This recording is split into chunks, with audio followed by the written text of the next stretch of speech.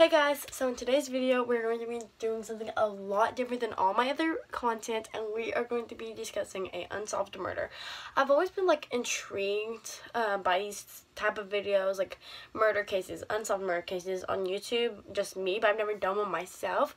So that's what today we're doing. We're going to be talking about a little 6-year-old pageant girl named JONBENET RAMSEY. So JONBENET was this little 6-year-old girl at the time and was sadly murdered in 1996. And 1996 was literally 21 years ago. And that's so crazy to me that this case is still unsolved, which happened such a long time ago with all this evidence and stuff. It's crazy to me. JONBENET's family was a family of 4. There was a mom, dad, older brother, and then her. Her mom's name was Patsy. Her dad's name was JONBENET, which she was actually named after, and her older brother was Burke, which was 9 years old at the time of her death, and then her. JONBENET died either on the 25th or the 26th of December. From the evidence I read up on, they're not sure exactly which one, and the cause of her death was strangulation and trauma to the head. On December 25th, Christmas Day, the Ramsey family went to a friend's dinner party and arrived home really late, about 10 p.m. and then JONBENET fell asleep in the car, and that's the last information we know until a 911 call was made by Patsy Ramsey at 5:52 a.m. 911 emergency. Police. What's going on? 515th Street. What's going on there, ma'am? We have a kidnapping. Hurry, please. Explain to me what's going on, okay? There's a note left and our daughter's gone. A note was left and your daughter is gone? How old is your daughter? 6 years old. She's gone. 6 years old. How long ago was this? I don't know. I just found the note. And my daughter's gone. Does it say who took her? What? Does it say who took her? I don't know. There's a ransom note here. It's a ransom note? It says SBTC. Victory. Please. Okay, what's your name? Are you Patsy Ramsey? I'm the mother. Oh my God. Please. I'm sending an officer over, okay? Please. Do you know how long she's been gone? No, I don't. Please, we just got out. Is she right here? Oh my God, please. Okay, well, there's somebody. I am, honey. Please. Take a deep breath, please. Okay? Hurry. Patsy.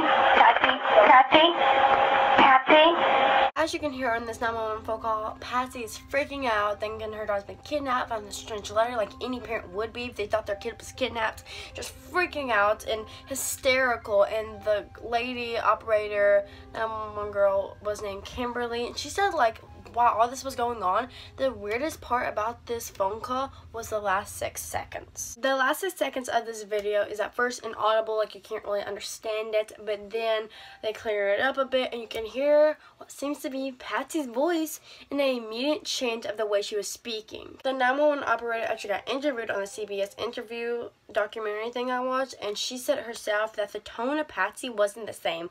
Something was off, it was different, and they thought they heard Patsy say, "We've called the police, what do we do now?" The last 6 seconds of this phone call is, in my opinion, such a big piece of evidence, because they even stated that they thought they heard 3 different voices, which could have been Patsy, John, and Burke.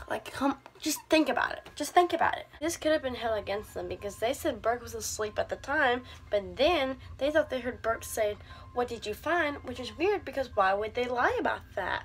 And why is he talking? And why is he saying, "What did you find?" That's a little odd, right? At 5:59 a.m., at 3 minutes after the phone call had ended, the Boulder police showed up to the crime scene. But not only the police, friends and family. For some reasons, the Ramseys invited friends and family to a crime scene that they thought was a kidnapping.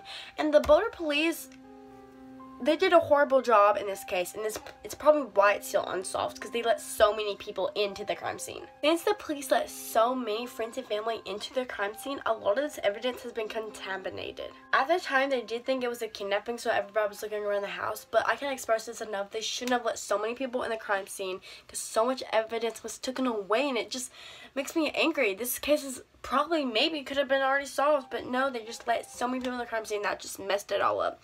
But the police looked over the ransom note that was left on the stairs, but in conclusion, they think Patsy wrote the note. This CBS documentary timed 4 different people to write this ransom note and said it would have taken no less than 20 minutes.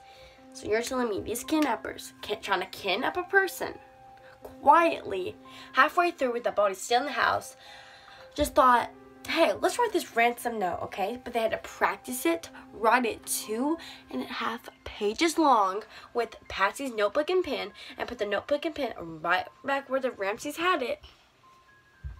I would never kidnap somebody, but if I would, which I would never, I would want to kidnap the person and then leave and get out of there as fast as possible. But no, they just want to take the time, maybe even eat a snack while they're at it.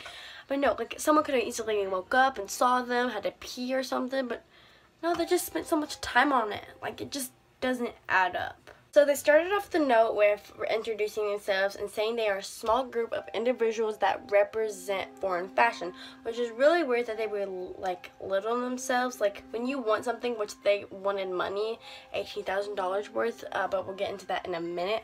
Like, when you want something and like commanding something, you want to act intimidating, confident, and you know, like, you have bunches of people, like, they don't know you, so why would you like really say, oh, just this little small group? Like, no, you want to be confident of when you want something, right? But no, that's not in the case of there. So it was a little strange and a little odd that that's how they started off the note. But then back to the $18,000, that's exactly how much they commanded, $18,000, which was a little too close, almost exactly the amount their dad John got from his work as a bonus, like almost exactly. So the police thought it was like someone close to the family that knew about the bonus. Professionals looked over the note and they said they think they purposely tried to make it look like English wasn't their first language, because like hard long words were spelled right, but easy little words were spelled wrong, and the handwriting kept on changing. They also thought a woman wrote it because of like how the language was used. They thought a woman wrote it more than a man would write it. Okay, moving on. If the police were any stupider, they suggest John and his friend go look in the house, have a look around. No police should go with them, no. John and his friend.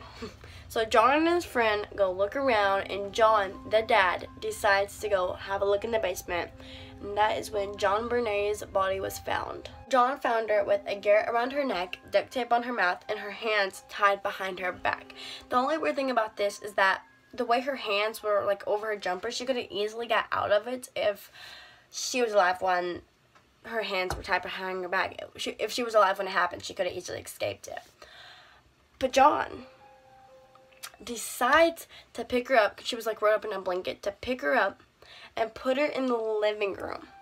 That is a huge gap of evidence, because he removed her from the crime scene. He removed her from the crime scene without police even glancing at it. What? When they examined JONBENET's body, there was so much DNA evidence found. It was probably overwhelming.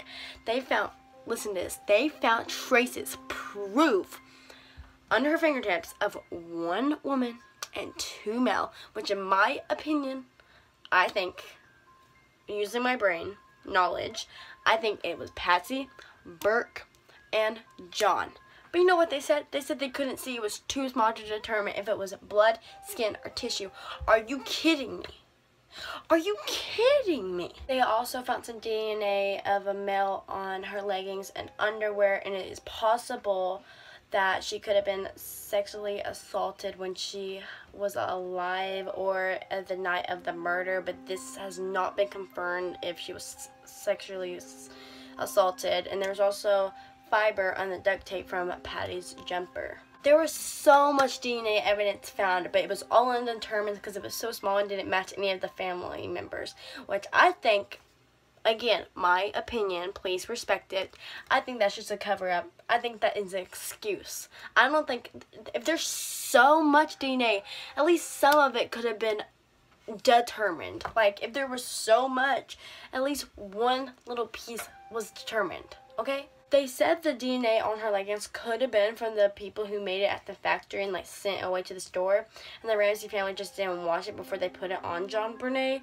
which I don't know if I believe that or not. Like, it's possible. I will say it's possible. And they also said that 3 samples of DNA could have been from 1 person, but they just didn't know because it was so tiny, which all of this is just so confusing to me. If there was so much DNA, at least something had to, like, be determined. This stuff I'm about to tell you is the most sketchy stuff I've ever heard in my life. After JonBenet's body was found, the Ramsey family just stopped working with the police. They didn't want to speak to anybody about her. They didn't want to do any interviews except for one TV interview. To those of you who may want to ask, let me address very directly, I did not kill my daughter JonBenet.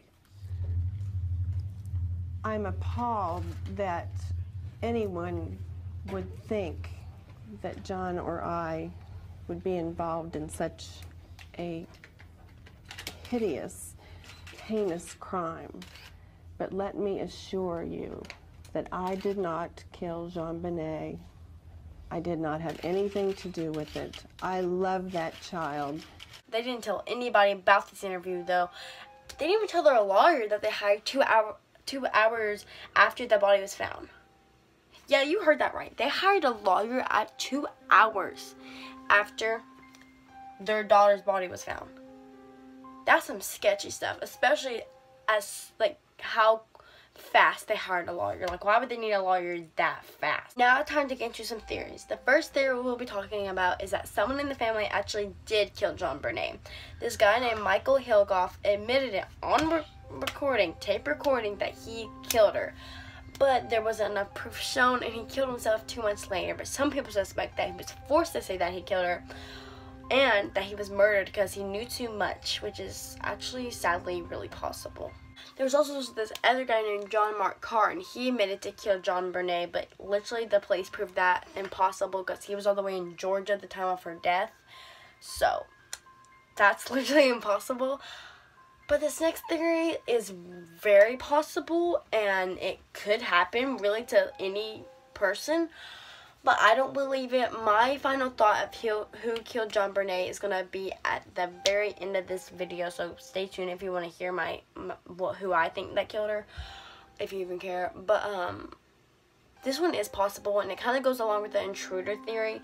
It's that she's a pageant girl. Usually pageant girls wear a lot of makeup and sometimes skimpy, inappropriate clothes, sometimes sing inappropriate songs. Well, what happens? Like, pageants are basically like a playground for pedophiles. What happens if a guy saw her, liked her, stalked her, then murdered her? It's sadly very possible. They proved this theory wrong because there was no force of entry except for the window that was shattered in the basement where her body was found. It was shattered, and everybody knew that it was broken. Even Dad knew, but he thought, like, they lived in a safe neighborhood, so he never patched it up. And the only way this is proven wrong is because at the corner bottom of this window, there's a cobweb. And to get through the window, you would have to disturb the cobweb to, like, get in the window. But it was still perfect intact, so there was no getting around the cobweb. So that proves that theory wrong, that no one broke in to kidnap or murder her. This last theory I'm going to be talking about is the theory I mostly believe in, and is really the most popular theory out there, and it is that Burke did it. Her older brother killed her. Okay, so just listen to me. There was like this incident with like a pineapple bowl and some iced tea on the counter. It was literally at the crime scene, and it had Burke's and Patsy's DNA on it, but not JonBenet's. But JonBenet, on her autopsy, did have some undigested pineapple in her stomach. The autopsy revealed pineapple, yet neither of you recall pineapple. Well, I've not specifically read the autopsy report, but it is my understanding that they are not definitive about whether the substance in her digestive system was pineapple or not. All I'm saying is that I did not feed her pineapple when we returned home from the White's house. She was sound asleep.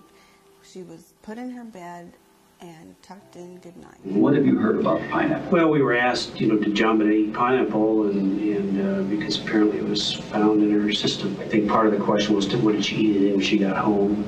I'm sure she didn't, because she was absolutely sound asleep. Theory goes on that JonBenet heard Brooke had pineapple, and like brother and sisters do. She was gonna go sneak and steal a piece, but before she could like grab it, Brooke saw what she was about to do and got really mad, grabbed a flashlight and hit her upside the head with it. The thing that like why most people believe in it, there's just so much evidence. An even weirder coincidence is that a year before her death, he also got really mad at JonBenet and hit her with a golf club and left a scar on her face. So he acted out a lot against JonBenet. It might have been jealousy, but it is kind of possible that he did get mad and hit her a little too hard on the head and then knocked her out, maybe. There's actually two theories that go in with this one. The first one is that Burke, when he hit her, actually did kill her and they just staged the rest. The second one, though, is that he hit her and him and his parents thought she died, but she really just got knocked out. But they had to like set up something, so they strangled her with a garrote and actually finished it off without them knowing themselves. Back to the first one, though, they didn't want to lose both children, so they set it up like a kidnapping. This is really random to put in there, but it kind of goes with like the whole Burke theory, and it's that she had 2 dots on the back of her neck. And that at first they thought it was a taser, but later found out it wasn't a taser. The dots just didn't match up with the taser, but the dots did match up with Burke's train set, and the train set, like little train set, was close to her body down in the basement. So, but I don't really understand that. Like, it did line up, that was confirmed, but why, like, a train set couldn't kill her? So I'm just really confused why the train set was even, like, why was it even on the back of her neck in the first place? Like, did she fall on it and maybe that made the mark? I have no clue. So the last thing about this whole Burke theory is that like 2 years ago, not too long ago, he did his first ever interview with Dr. Phil talking about the whole incident. He was smiling the whole time. I remember the casket was small and her eyes were closed. I think one of her eyes was a little bit like droopy or something. I thought that was weird. How did you feel seeing her? A lot of sadness. I don't think I really fully grasped, like, after this I won't see her again. But I've was reading the comments, and I've watched some other other people's opinions about it, and some people were like, oh, well, he's just uncomfortable. Like, sometimes, like, when you're uncomfortable, you make some people, like, they smile when they're uncomfortable, or when they're in trouble, they laugh or something. That might be the case, and I believe that's for some people, and, like, then some people were saying, oh, he's smiling because he got away with it, or he's smiling because he know he did it. I have no comment on it. I think when I watch that video, if he's uncomfortable, I'm uncomfortable watching that. That might be the case, but I don't know, just him talking about the whole incident and smiling like through the whole thing, like that, like, literally just gives me, like, I don't know. But no hate to people, like, who do, like, smile when they're in trouble or something. Like, no hate. I just don't understand why he's smiling so big talking about his dead sister. Now, drumroll please. What I've been waiting to share with you this whole video is my opinion. Who do I think that killed JonBenet? I think Burke killed JonBenet. Yes, some people might be disagreeing with me, some people might be agreeing with me, but yeah, I agree with that theory. I think Burke did kill JonBenet and the parents covered it up. Back to the damn drawing board. I didn't do it. John Ramsey didn't do it, and we didn't have a clue of anybody who did do it. I don't think he did it on purpose. I think I agree with the theory that he hit her upside the head and that she might have, like, just knocked out, or she might have died, but I just think they didn't want to lose both children, so they staged it up. Like, just everything, like, the note didn't make sense, and, like, everything was so sketchy. But it's still unsolved, but everyone has their own opinion. I just think they did it, and they got away with it. Somehow, there's so much evidence. Like, why did they have to hire a lawyer 2 hours after they found their daughter's body? Like, 2 hours. That is no time at all. But I just wanted to shine some light on this case. Like, in this case, it's 21 years old. Okay, so it's been going around history for a long time. But I recently saw a TikTok of this case.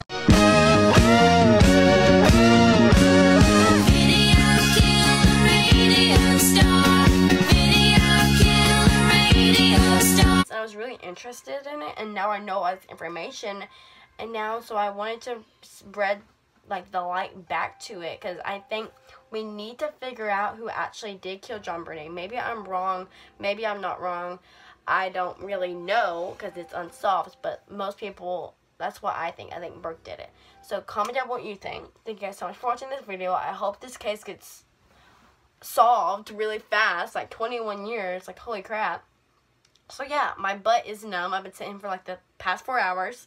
But I love you guys so much, and I'll see you guys in my next one. Don't forget to subscribe, comment, and like this video. And if you want more like murder, unsolved murders, or murder crimes, please comment down below and tell me. And I'll see you guys in my next one. I love you guys so much. Bye!